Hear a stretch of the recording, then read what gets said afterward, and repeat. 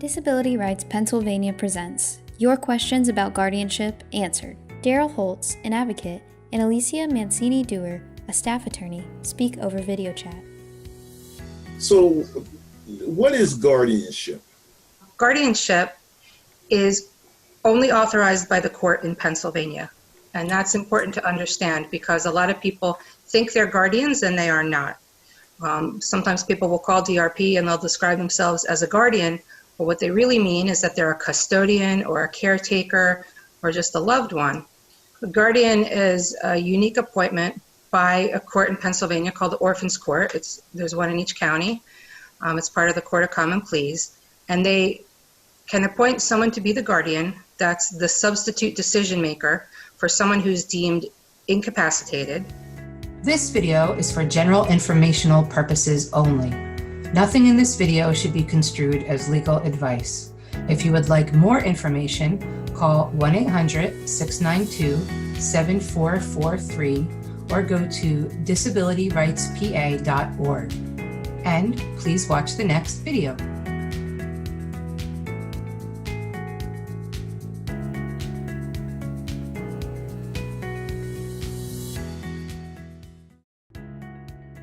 Disability Rights Pennsylvania presents Your Questions About Guardianship Answered. Daryl Holtz, an advocate, and Alicia Mancini-Dewar, a staff attorney, speak over video chat.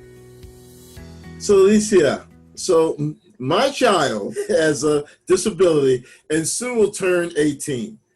I've heard from her teachers and doctors and from some of my friends that I need to become his guardian. Is that true? No, that's not true. And the people who said that probably weren't lawyers. So there's lots of alternatives to guardianship for when people turn 18. Even people who are legally incapacitated, they don't all need a guardian. Alternatives to guardianship for someone that's turning 18 and who's incapacitated would include like being a healthcare representative. You can be a healthcare representative for your child and make healthcare decisions for him or her. Mm-hmm. And as far as their income, there's lots of other alternatives to guardianship too. If the only income they have is Social Security income, then you could become their representative payee, and that's all you need to do. If they have other additional income, you can be a co-signatory on their account and help them with their finances. You can set up their funds into a trust. You can put it into an ABLE account, but none of those things necessitate being a guardian. And you could still help your child as much, or maybe even more, being those alternatives to a guardian than being a guardian.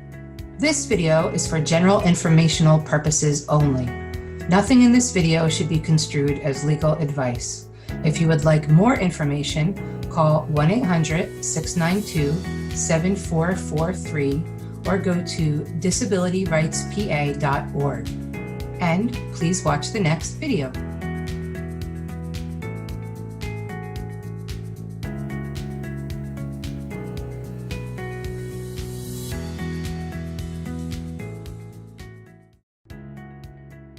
Disability Rights Pennsylvania presents Your Questions About Guardianship Answered. Daryl Holtz, an advocate, and Alicia Mancini-Dewar, a staff attorney, speak over video chat.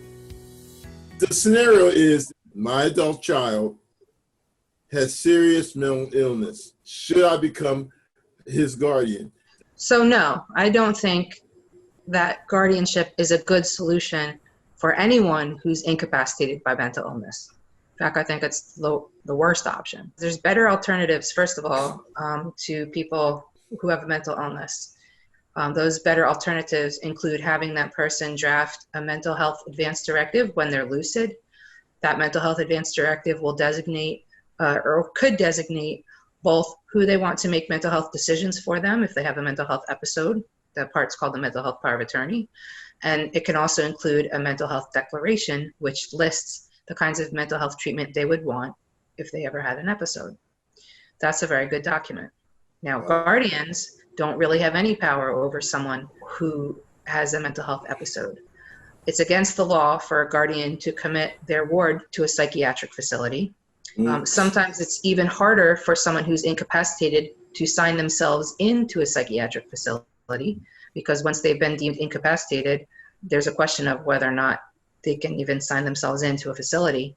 So the only way someone who has a guardian can be signed into a psychiatric facility is to be involuntarily committed, also known as 302 in Pennsylvania. That's a very bad option, right? So better to have a mental health advance directive that outlines what you would want and what kind of treatment you'd want after you become involuntarily committed. This video is for general informational purposes only. Nothing in this video should be construed as legal advice. If you would like more information, call 1-800-692-7443 or go to disabilityrightspa.org. And please watch the next video.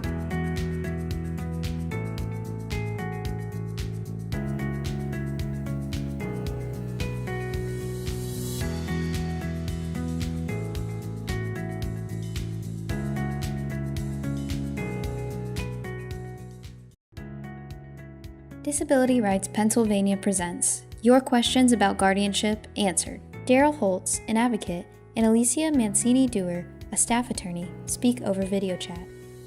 If a person is diagnosed with dementia, what can their friends or family do to assist planning for their personal and financial decisions? So the best thing to do if you have a loved one who's diagnosed with dementia or some other disability that doctors know will slowly render them incapacitated, the best thing to do to help them is try to get everything organized now before it progresses to incapacity, right? So while your parent, let's say we're talking about your parents, while your parents still have some capacity, before it's progressed to the point where they don't have capacity, say, Mom, Dad, let's take care of everything so that we don't need to become your guardian in the future. And what that would mean, that could be helping them execute a healthcare advance directive or helping them execute a durable financial power of attorney. There are also some other steps some may choose to take, such as putting their assets in trusts. That's one thing you could do. You could become co-signatory on your parents' account so that you both have control over their bank account. That would give you power to see what's going on, give them the independence to still write their own checks and do what they need to do while they can do it. And as they lose that ability, you're still there as a co-signatory on the account to help them and to kind of take the lead. If your parents have Social Security income, you can become the representative payee. Representative payees handle the Social Security income on behalf of another person, and it's their responsibility to manage the other person's income for them. So if you're the representative payee, you're not supposed to use the income for yourself, you're supposed to use it for them. Right. So if your parents are, you're afraid they're not going to be able to handle their Social Security income anymore, you can become their representative payee. To reiterate, if you are concerned that your parents may become incapacitated in the future, if they agree, you can help them execute a healthcare advance directive, help them execute a durable financial power of attorney, help them move significant assets into a trust, become a co-signatory on their bank account, and become their representative payee for Social Security income. These steps can help you avoid guardianship if they become incapacitated. This video is for general informational purposes only. Nothing in this video should be construed as legal advice. If you would like more information, call 1-800-692-7443 or go to disabilityrightspa.org. And please watch the next video.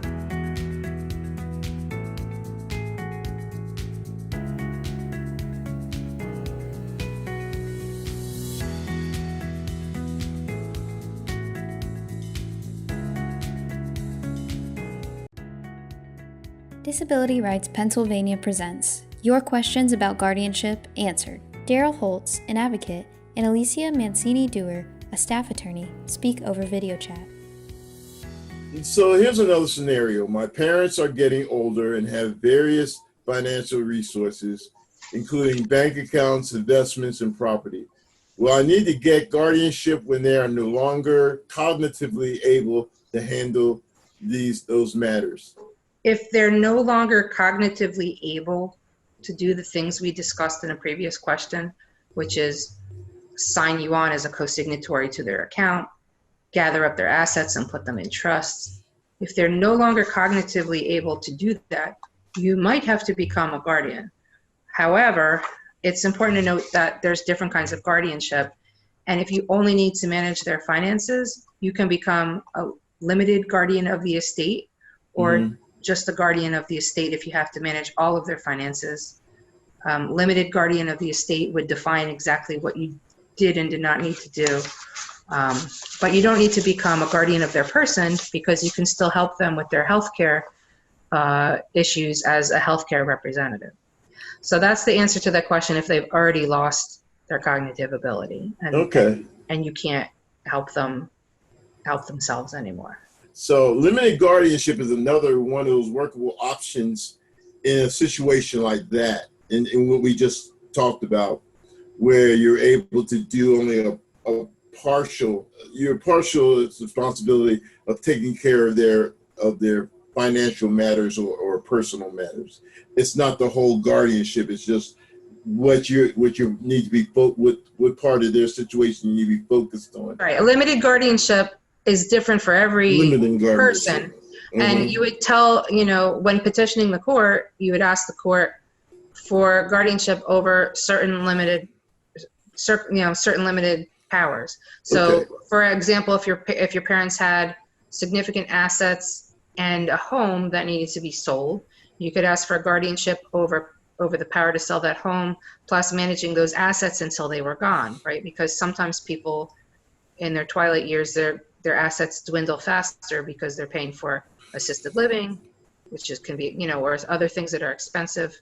And the advantage to that is you're only a guardian of those limited resources as long as they exist. And so once the house gets sold or the assets are gone, if you define your guardianship in the correct way and you limit it, then your guardianship can be over, as opposed to being a plenary guardian of the estate, which means you're in charge of all of their financial assets. Right. And again, that would be a waste of time if the only other asset they have is Social Security, because again, you can manage that as a representative payee. This video is for general informational purposes only. Nothing in this video should be construed as legal advice. If you would like more information, call 1-800-692-7443 or go to disabilityrightspa.org. And please watch the next video.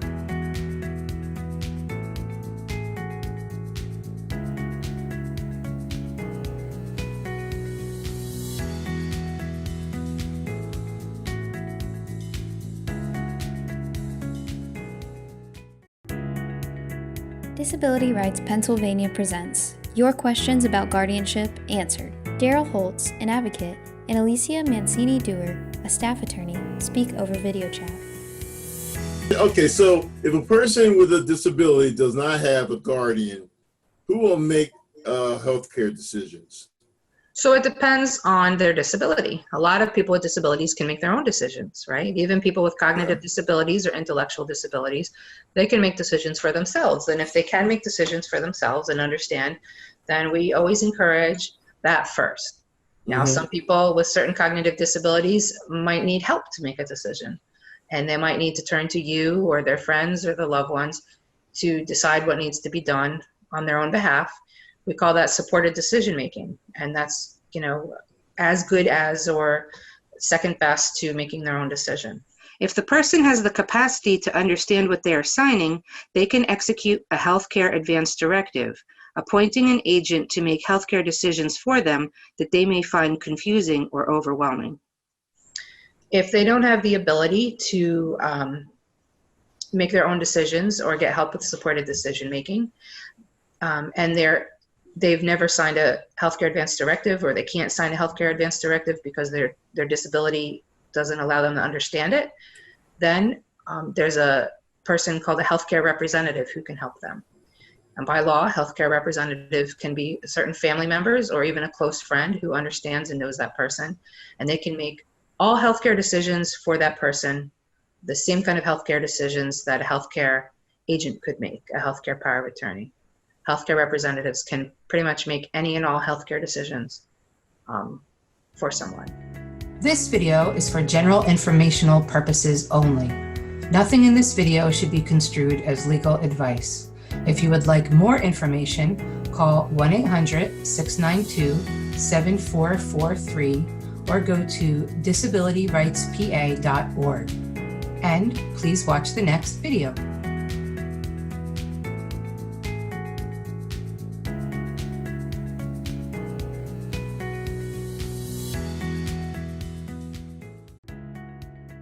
Disability Rights Pennsylvania presents Your Questions About Guardianship Answered. Daryl Holtz, an advocate, and Alicia Mancini-Dewar, a staff attorney, speak over video chat. Can you explain that a little bit, how the advance directive works? There are two. I'll talk about each of them separately. Let's talk first about the healthcare advance directive, because that's the most common, and that's what most people know of, though they think of it as a healthcare power of attorney. So even if a person has a disability, even a cognitive disability or an intellectual disability, as long as they understand what they're signing, they can sign a healthcare advance directive. And healthcare advance directive, basically, there's two parts to it. Mm-hmm. There's the basic part where someone chooses someone else to be their agent. So the person with the disability signing it would choose someone else to make healthcare decisions for them. Maybe healthcare decisions that are too complicated for them to understand, or healthcare decisions that might arise when they are literally incapacitated, like maybe they won't be able to speak. So that's a healthcare advance directive, and lots of people have them, even people without disabilities. So again, sometimes there's pushback with that for people with disabilities. Some people will say, well, that person has an intellectual disability. They can't sign a healthcare advance directive. Right. But my response to them would be, if they understand the content of the document and they understand that what they're signing is giving someone else, mom, dad, a friend, the ability to make healthcare decisions for them, then they can sign the healthcare advance directive. And that is kind of like the gold standard for choosing a substitute decision maker, because the person with the disability is choosing for themselves. They're saying, this is who I want to make decisions for me. And then there's another part of the healthcare advance directive, which is called, most people refer to it as a living will, and it lists different types of treatment, and the person who prepares it signs what they would or would not want if they were at like an end of life situation, or if they were, dying, so to speak. That's also can be a part of a healthcare advance directive. So that's a healthcare advance directive, and that's about people's bodies. There's also something called the mental health advance directive, which is specific to mental health. And it's the same thing. Someone who has a mental illness can execute one when they're lucid, when they're not having like an episode where they're incapacitated, and they can choose who they want to make mental health care decisions for them. If they were to become involuntarily committed, or need outpatient treatment, or anything that could trigger when they might need a substitute decision maker. But again, they're choosing the person they want to make decisions for them, and it puts them in control. And then there's another part of a mental health advance directive where someone with a mental illness can choose what kind of treatments they may want if they were to become hospitalized or incapacitated. And that's called the declaration. And they could choose what medicines they would like, what hospitals they prefer. They can also choose non-legal things, like they can put things in the declaration just about their religious preferences, whatever they feel the doctors would need to know if they were ever involuntarily committed or had a mental health episode. So both of those are where the principal, that's the person executing the document, chooses their agent. That's the person who would help them when they needed it. And they both are kind of considered the gold standard, because the person themselves is making their own choice. Like they're in control of their own health care. This video is for general informational purposes only. Nothing in this video should be construed as legal advice. If you would like more information, call 1-800-692-7443 or go to disabilityrightspa.org. And please watch the next video.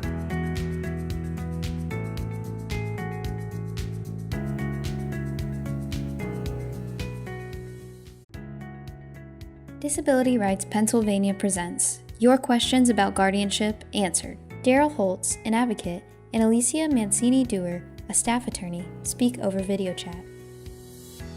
So Alicia, so can a person with a disability make a healthcare advance directive? Well, that depends. The person has to be able to make an informed decision about what's covered in the Advanced Healthcare Directive.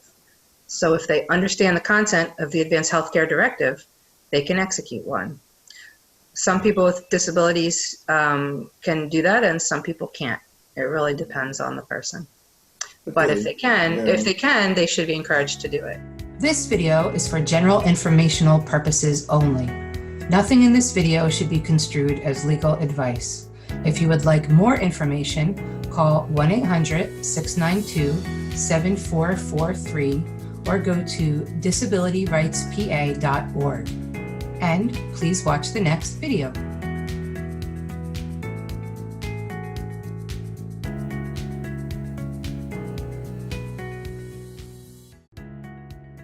Disability Rights Pennsylvania presents Your Questions About Guardianship Answered. Daryl Holtz, an advocate, and Alicia Mancini-Dewar, a staff attorney, speak over video chat. So if my adult child or parent's disability does not allow her to make a healthcare advance directive, who would make the healthcare decisions if she does not have a guardian? So the person who would make the healthcare decisions for them would be called a healthcare representative. And in your example, that person would probably be you. So there's a law that was passed in 2006 that allowed for family members or close friends to make healthcare decisions for someone who is incapacitated or incompetent and who can't make those healthcare decisions for themselves. They can make all healthcare decisions that the person is unable to make themselves. To go a little further, a healthcare representative exists merely because of the person that they are. You don't have to go to court to become a healthcare representative, and sometimes no paperwork is needed. Paperwork is only needed if the healthcare provider requests it. This video is for general informational purposes only. Nothing in this video should be construed as legal advice. If you would like more information, call 1-800-692-7443 or go to disabilityrightspa.org. And please watch the next video.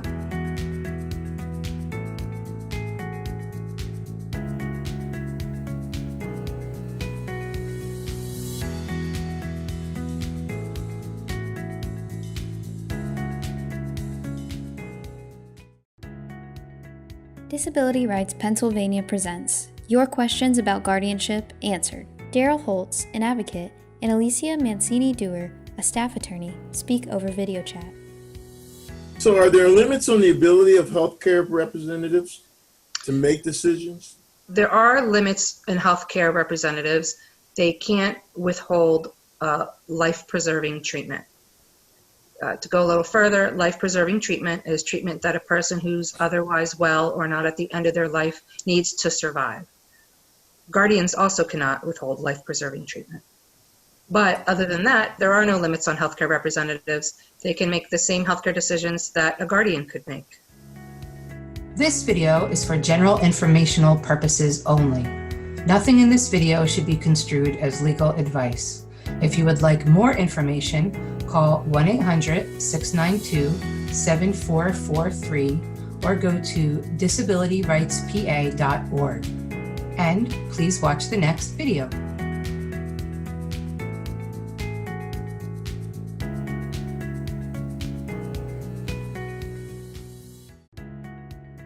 Disability Rights Pennsylvania presents Your Questions About Guardianship Answered. Daryl Holtz, an advocate, and Alicia Mancini-Dewar, a staff attorney, speak over video chat.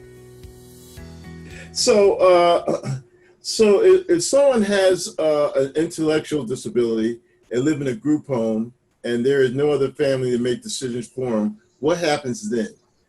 So your question does come up. Some people think, well, someone has to be a guardian, because if nobody's a guardian, who's going to make decisions for my loved one when no one else is there, right?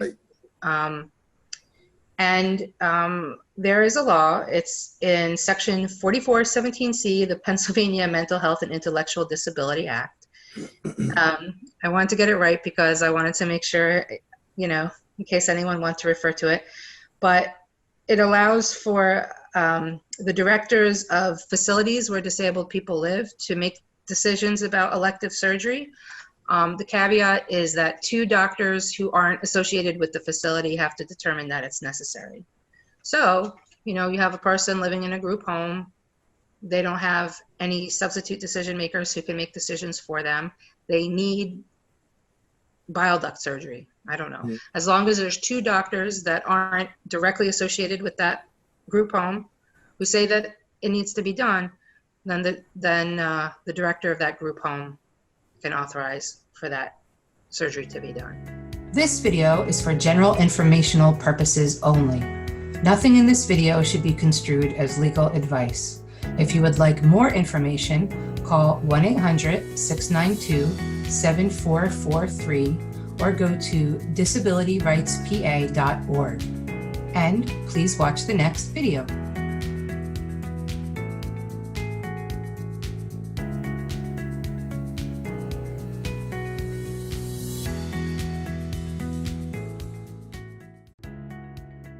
Disability Rights Pennsylvania presents Your Questions About Guardianship Answered. Daryl Holtz, an advocate, and Alicia Mancini-Dewar, a staff attorney, speak over video chat. My loved one receives Medicaid waiver services. Do I need to be the guardian to participate in meetings to develop his or her service plan? You don't need to be a guardian to participate in anything that has to do with Medicaid for your loved one.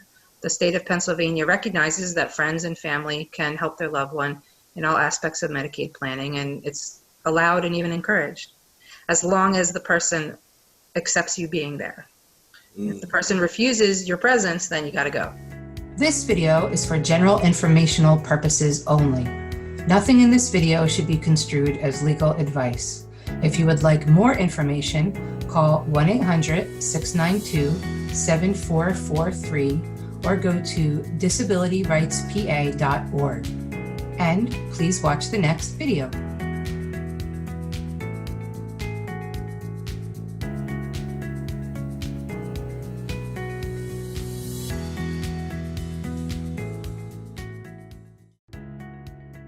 Disability Rights Pennsylvania presents Your Questions About Guardianship Answered. Daryl Holtz, an advocate, and Alicia Mancini-Dewar, a staff attorney, speak over video chat.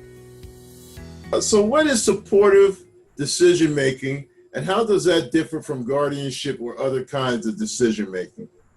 Supported decision making is simply the idea that all people with and without disabilities, turn to friends, families, and professionals for advice and guidance when they're making important decisions. So the concept of supported decision making for people with disabilities is recognizing that people with disabilities use the same process. It allows people with disabilities to use the same friends, family members, and professionals to help them make choices in their own life. It's not a formal or codified thing. It's just the concept of giving people the ability to make choices. Now, supported decision-making is different than substitute decision-making, because in supported decision-making, the disabled person is making his or her own choices, but with help. Substitute decision-making, such as guardianship, power of attorney, mental health power of attorney, or even healthcare representative, is when someone else makes those decisions for the disabled person. So those second examples are substitute decision-making. Substitute decision-making is necessary when someone doesn't have the capacity to engage in supported decision-making, or if they're making totally irrational decisions because they're rendered incapacitated or incompetent by a doctor or a court. But that's the difference between supported decision-making and substitute decision-making. This video is for general informational purposes only. Nothing in this video should be construed as legal advice. If you would like more information, call 1-800-692-7443 or go to disabilityrightspa.org. And please watch the next video.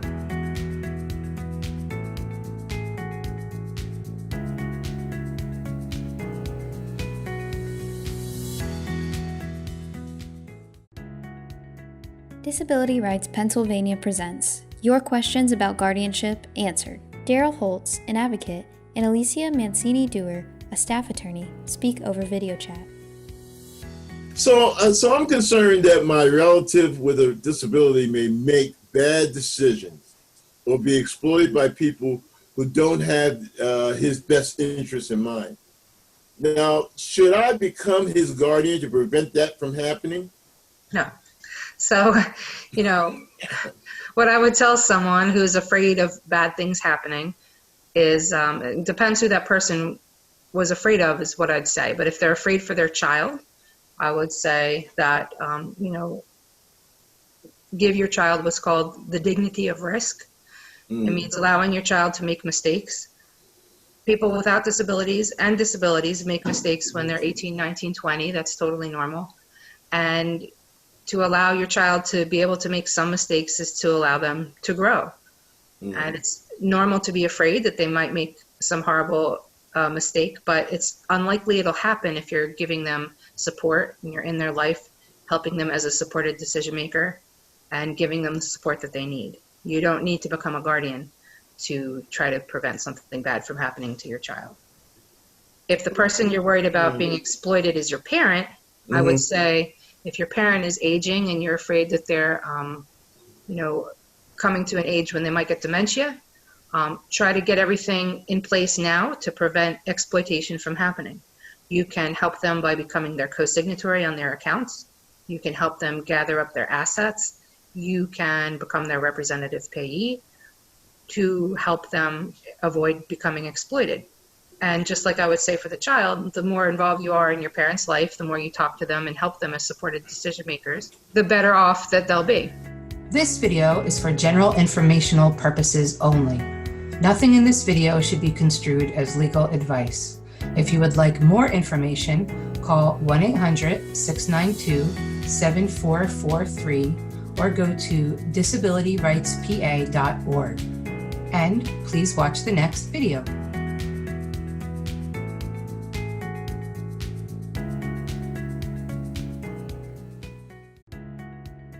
Disability Rights Pennsylvania presents Your Questions About Guardianship Answered. Daryl Holtz, an advocate, and Alicia Mancini-Dewar, a staff attorney, speak over video chat. Okay, so here's the scenario. Here's another one of those scenarios. So my adult child has a disability and receives supplemental security income. He needs help to make sure his bills are paid. Do I need to become his guardian to do that? No, you do not need to become a guardian to help someone with their Social Security, income. The Social Security Administration has their own set of rules, and they appoint people called representative payees. And if someone needs help with their Social Security income, another concerned party can go to the Social Security Administration with some kind of evidence of that, maybe a note from a doctor, a letter from a doctor. They have to fill out a form, and as long as they're not a criminal, the Social Security Administration will probably allow them to be the representative payee. Okay. And you definitely don't need to be the guardian to do that. It's easier than going to court to become a guardian, and it's just better all around. This video is for general informational purposes only. Nothing in this video should be construed as legal advice. If you would like more information, call 1-800-692-7443 or go to disabilityrightspa.org. And please watch the next video.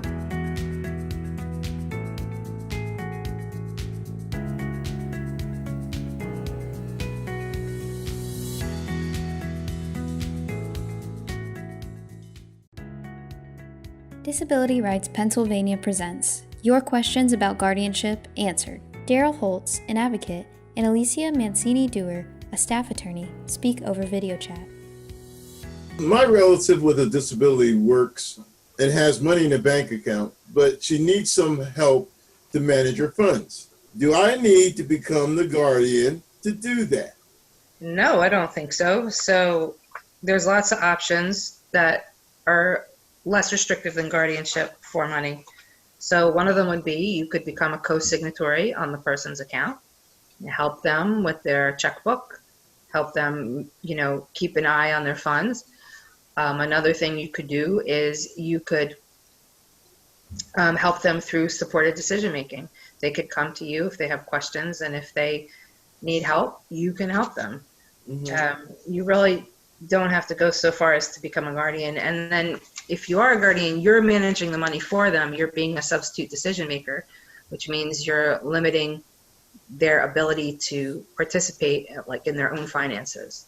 So that's a lot more limiting for them, and it doesn't give them as much freedom. This video is for general informational purposes only. Nothing in this video should be construed as legal advice. If you would like more information, call 1-800-692-7443 or go to disabilityrightspa.org. And please watch the next video.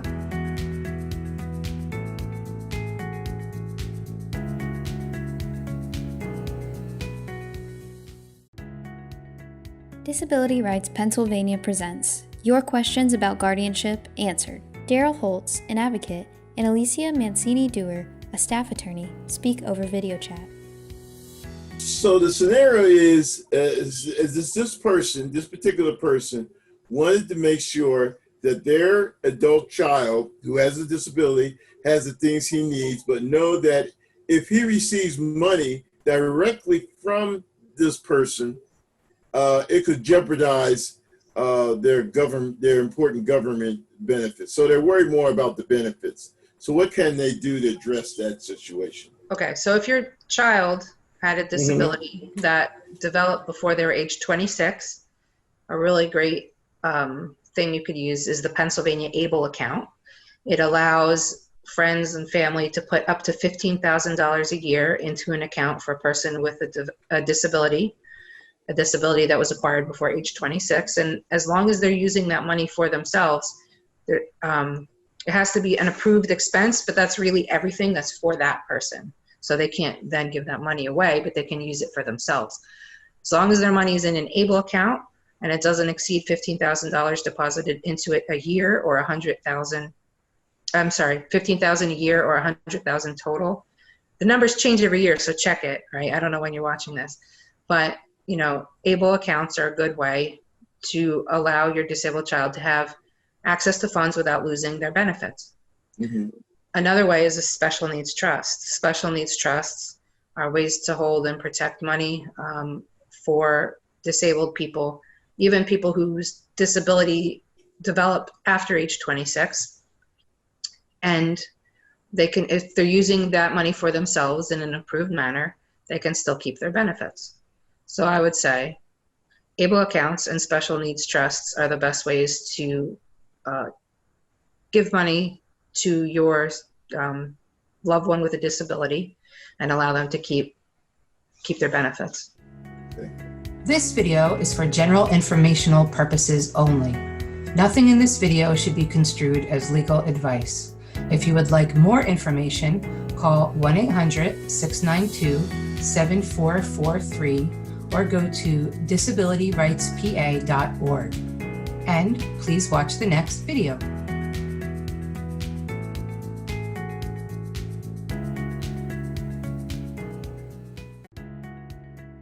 Disability Rights Pennsylvania presents Your Questions About Guardianship Answered. Daryl Holtz, an advocate, and Alicia Mancini-Dewar, a staff attorney, speak over video chat.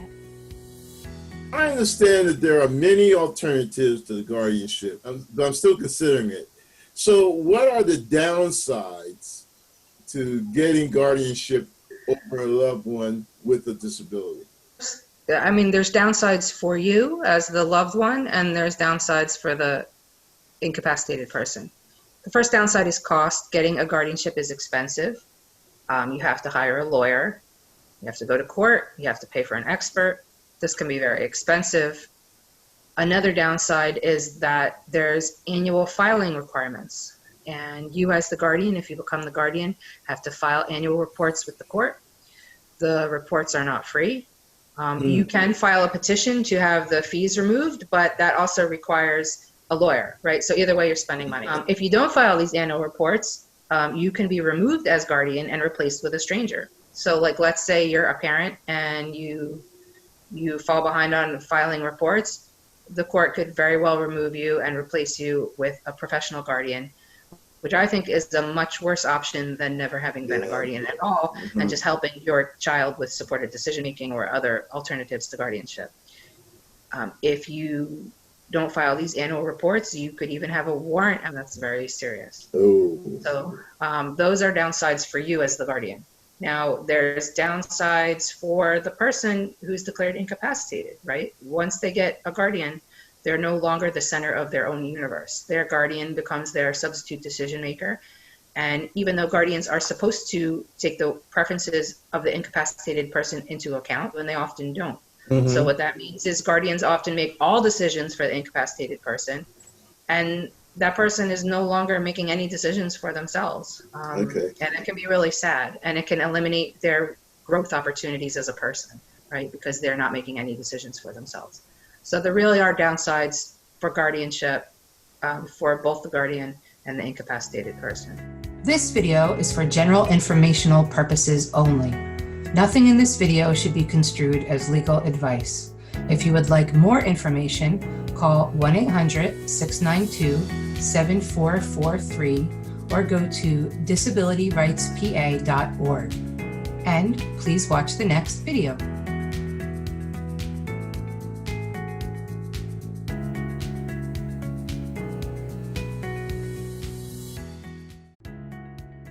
Disability Rights Pennsylvania presents Your Questions About Guardianship Answered. Daryl Holtz, an advocate, and Alicia Mancini-Dewar, a staff attorney, speak over video chat.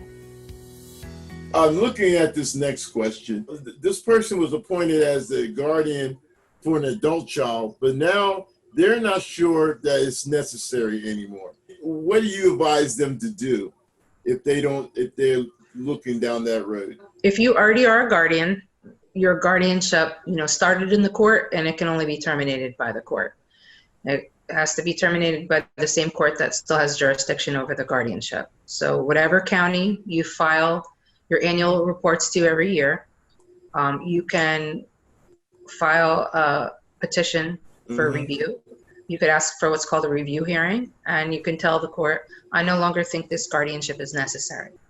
Either because you found out about alternatives to guardianship that you didn't know about before, or maybe your child has regained capacity. For any of these reasons, you can file a petition for review with the court. You need a lawyer to do it, but that's how you do it. I will add, if you're used to filing those annual reports that you file as a guardian, there's always a place on the report that says, is this guardianship still necessary? And if you check no and explain why, some counties will get back to you on their own and initiate the review hearing just because you check that box for the annual report, but not every county will do that. So it really depends on your county, but no matter what county you're in, there has to be a review hearing. You have to win the review hearing, and the judge has to decide that a guardianship is no longer necessary in order to remove the guardianship. This video is for general informational purposes only. Nothing in this video should be construed as legal advice. If you would like more information, call 1-800-692-7443 or go to disabilityrightspa.org. And please watch the next video.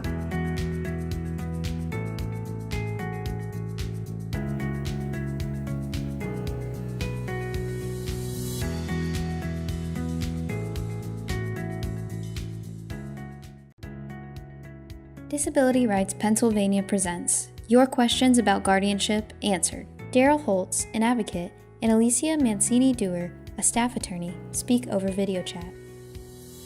And the last question I have is exactly what limits the guardian has. Guardians are not able to admit their wards to a psychiatric facility. Right. And that's in the law. That's in Title 2055-21F. But there's other things guardians can't do, right? So guardians can't relinquish the parental rights of their wards. If you have children and you're declared incapacitated, that can't be done by the guardian. That has to go through the regular court system, family court system. A guardian cannot withdraw or refuse to provide life-preserving treatment. So life-preserving treatment is treatment that a healthy person would need to stay alive. They have no right to do that. A guardian cannot compel someone to have an abortion. There's some other things that guardians can do, but only after going to the court and asking for permission. Certain experimental treatments for mental health or electroshock therapy. They can't remove, I mean, nobody's going to do this, but they can't remove a healthy bodily organ.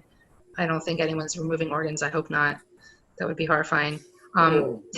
They can't prohibit the incapacitated person from getting married. If the person is incapacitated and they want to get married, they can get married, right? Okay. They can't authorize a divorce. There's also just the general law, like it says in the law that guardians are always supposed to consider the preferences and wishes of the incapacitated person whenever possible. So guardians are really supposed to listen and ask, like, what do you want? Like, what would you like? And if guardians aren't doing that with their wards, then they're not being good guardians. Guardians don't do that. I mean, there's guardians all the time that ignore that and kind of just do whatever they want, but they're really not supposed to. This video is for general informational purposes only. Nothing in this video should be construed as legal advice. If you would like more information, call 1-800-692-7443 or go to disabilityrightspa.org. And please watch the next video.